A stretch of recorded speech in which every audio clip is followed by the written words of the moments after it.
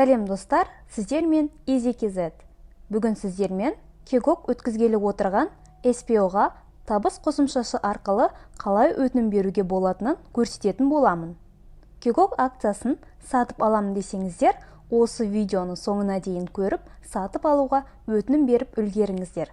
Ал егер сіз әлі Kegok акциясын алу немесе алмау керектігі жайлы ойланып жүрген болсаңыз, жоғарыдағы сілтемеге өтіп, компания жайлы шағын видеоны көруді ұсынамын. Сонымен Kegok қайталама нарықта компаниясының әрбір акциясын 1482 теңгеге ұсынуда.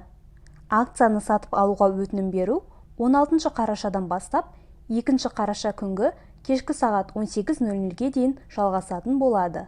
Енді өтінім беру үдерісін қарастырайық. Өтінім беру үшін сіз табыс қолтаңбасын телефоныңызға жазып алып, онда тіркелген болу керексіздер. Бірінші табыс қосымшасына кіреміз. Осы бет ашылады. Менің акцияларым мен облигацияларым деген бөлімшені басамыз. Осы бетке кіргеннен кейін ұсыныстар немесе дауыс беру деген батырманы басамыз. Сізде келесі бет ашылады. Бұл жерде акция жайлы жалпылама ақпарат көрсетілген. Осы жерде ары қарай тапсырыс беру дегенді басамыз. Енді бізде компания жайлы толық ақпарат көрсетілген бет ашылады. Осы беттің төменгі жағында өтінімді қалдыру деген батырма бар. Соны басамыз. Басқаннан кейін келесі бет ашылады.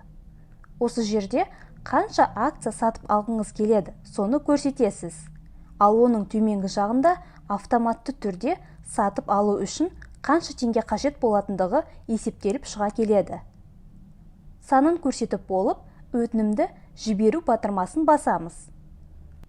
Болды. Осымен SPO-ға қатысуға арналған өтінім жөнелтілді. Құттықтаймын. Видеоға лайк басып, пікір қалдырып қолдап кетуді ұмытпаңыздар. Егер жаңа көрермен болсаңыз, келесі шығатын видеоларды жіберіп алмас үшін арнаға тіркелуді ұмытпа.